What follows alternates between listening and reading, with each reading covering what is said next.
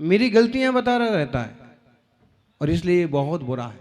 अक्सर कर बच्चों को अपने माँ बाप से शिकायत हो जाती है, बस डांटते हैं, गलतियां बताते हैं। गुरु जी से शिकायत हो जाती है, डांटते ही डांटते हैं बस।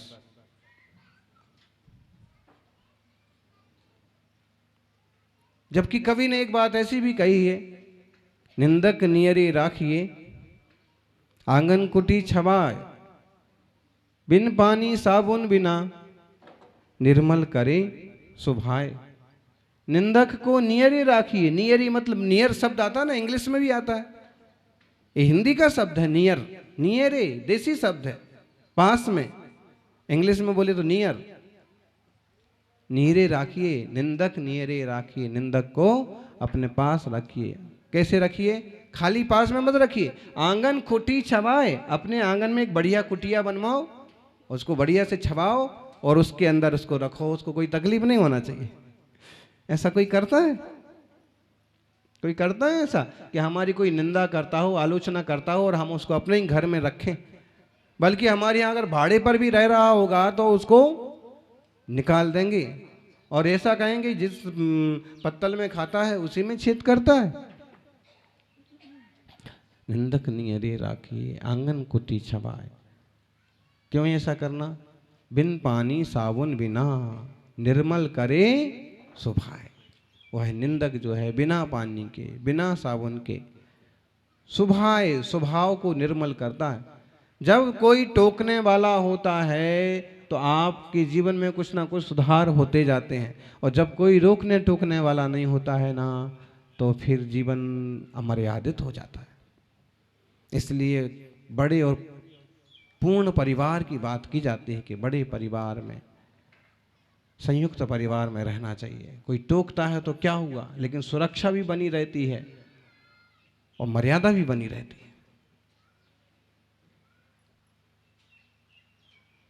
कोई गुरु जरूर आना चाहिए। ऐसे बोलते ना कि जीवन में अगर कोई टोकने वाला है तो वो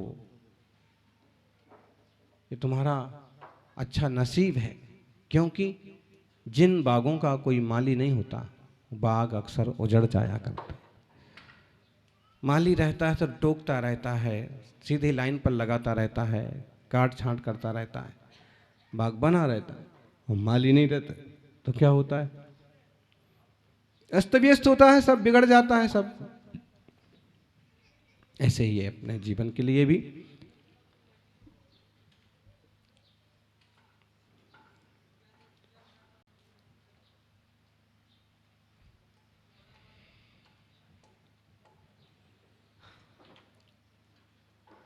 शिष्यों को लगता है गुरुदेव बहुत ज़्यादा डांटते हैं, क्योंकि आप लोग तो आचार्य महाराज के या किसी संघ में रहते नहीं हैं, कभी दर्शन को आते हैं, कभी 2-4 दिन को आते हैं, और जो लंबे समय तक सेवा करते हैं वो भी मुनि संघ की तरह अनुशासन में थोड़ी ना रहते हैं। बस अपना पड़गाहन किया, फिर अपनी पूजा की तो अपना किया, और अपने में अपनी मर्जी से रहते, आराम से रहते। उसमें आचार्य महाराज कोई टोक टाक नहीं करते। लेकिन जो नियम लेते हैं, संयम लेते हैं, साधना लेकर के उनके साथ रहते हैं, उन पर फिर उसी ढंग से कंट्रोल होता है कि उनका विकास हो।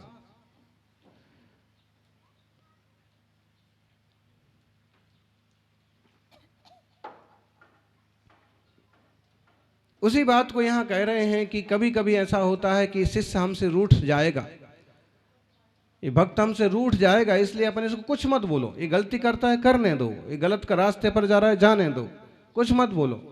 ऐसे गुरु के लिए आत्मानुशासन में 141वें श्लोक में बहुत गलत बताया है, गुरु को गलत बताया है कि जब तुम गुरु हो तो तुम्हारा कर्तव्य बनता है कि चाहे रूठ है, चाहे बुरा माने, चाहे उसको गलत रास्ते से रोकना चाहिए।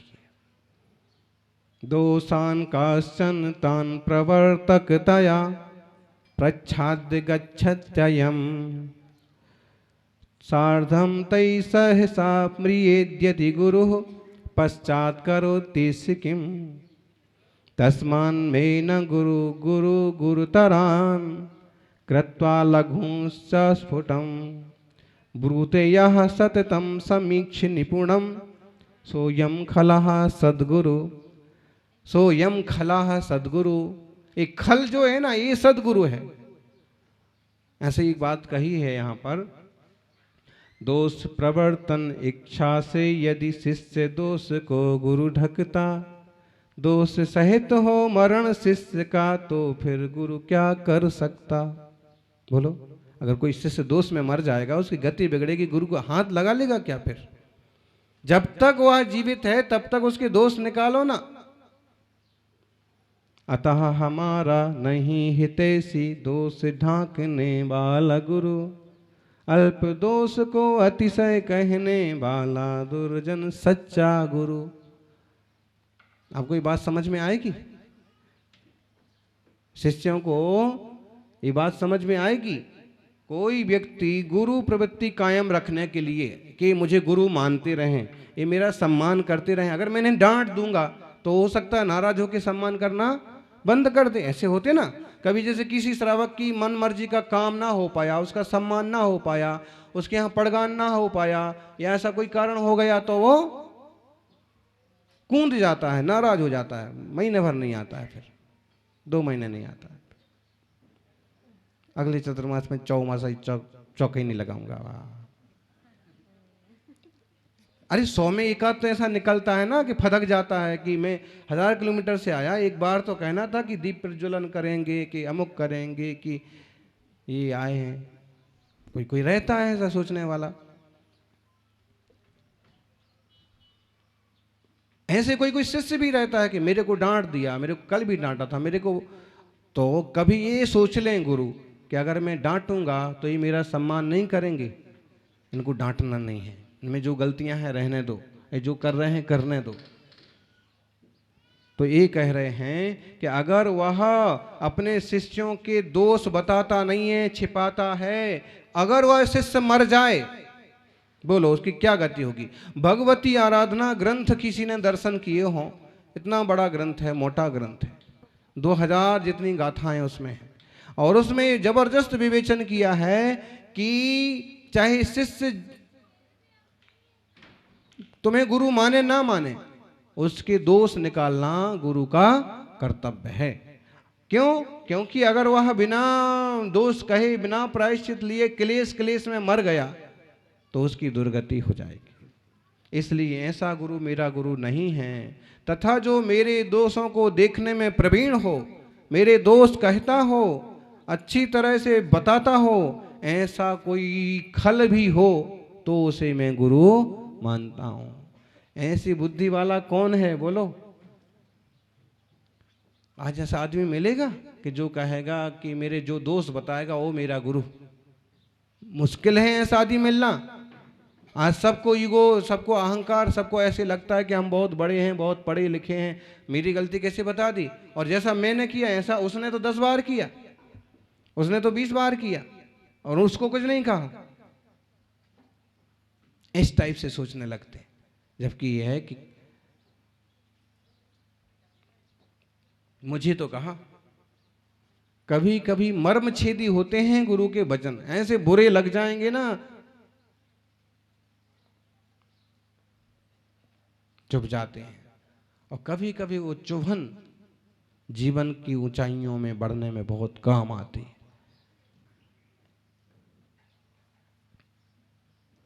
आप कहोगे कि आप अगर किसी के दोस्त कहते हैं तो उसको तकलीफ होती है। निश्चित है, अगर फोड़ा फुंसी हुआ है, उसका ऑपरेशन किया जाएगा तो तकलीफ तो होगी, लेकिन फोड़ा फुंसी अगर निकाल दिया जाएगा तो स्वास्थ्य भी तो ठीक होएगा ना। जिसको बुखार आ रहा, अभी जो वायरल फीवर का जो है ना, ये ज़्यादा चालू हो गया।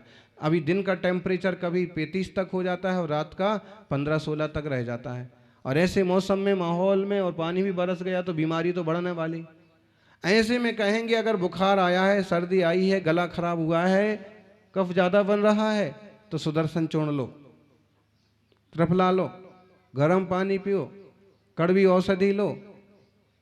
एक बार कड़वी औषधि ले ली, 2 बार ले ली तो स्वास्थ्य ठीक रहेगा। खाते वक्त जरूर कड़वी लगेगी, पीते वक्त जरूर वह कड़वा लगेगा, लेकिन बुखार तो सही हो जाएगा।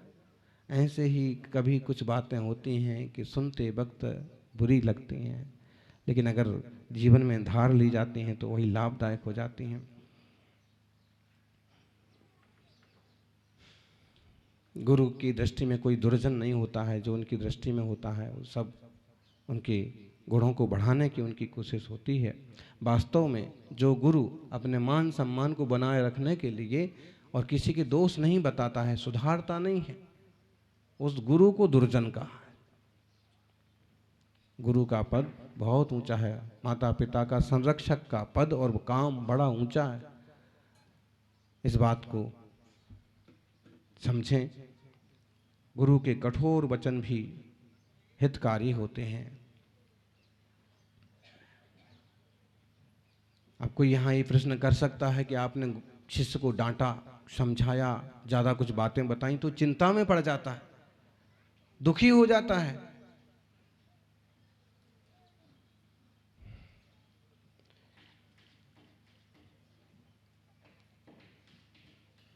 उसको चिंता में डालना, उसको दुखी करना अच्छी बात नहीं है। इसलिए आचार्य श्री को चाहिए, गुरु को चाहिए कि वे उसके कोई दोष नहीं बताएं। अगर ऐसा किया जाएगा तो क्या होगा फिर? बोलो, अगर कोई घाव हो गया है, कांटा चुभ गया है, उसको सिर्फ छिपा करके रखो, निकालो मत, तो क्या होगा? अंदर अंदर पस पड़ जाएगा, बट पड़ जाएगी, पाँव खराब हो जाएगा। इसलिए कभी आपको अपने मम्मी पापा गुरुदेव कुछ कहते हैं तो उसको ज़्यादा बुरा मानने की बजाय वो दोष निकाल करके अच्छे बनने की कोशिश करना चाहिए। एक श्लोक कहा है 142 नंबर में आत्मानुशासन में, विकासयन्ति भव्यस्य मनोमुकुल मनसवः रवेरिवारविन्दस्य कठोराश्च गुरुक्तयः। विकासयन्ति भव्यस्य मनोमुकुल मनसवः। भव्य रूपी जीवों के, भव्य जीवों के मनोमुकुल मनसवः, मन को खिला देते हैं। कौन? गुरुदेव। रवेरिवारविन्दस्य कठोराश्च गुरुक्तयः। जैसे सूरज उगता है, सूरज उगता है तो सूरज की किरणें कभी इतनी गर्म होती हैं कि लोग छाया में जाना पसंद करते हैं, दुखी हो जाते हैं, सूरज की किरणें गर्म लगती हैं।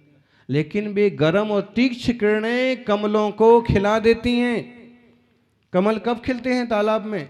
बोलो ज्ञानी। नहीं मालूम? सूरज उगता है तब खिलते हैं।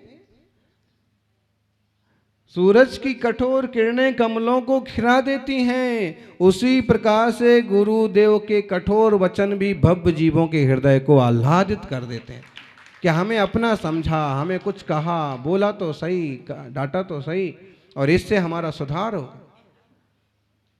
बहुत लोग बुरा मानते हैं, हमको डांट दिया, हमको ऐसा बोल दिया। अच्छी बात भी बोल दी जाए तो भी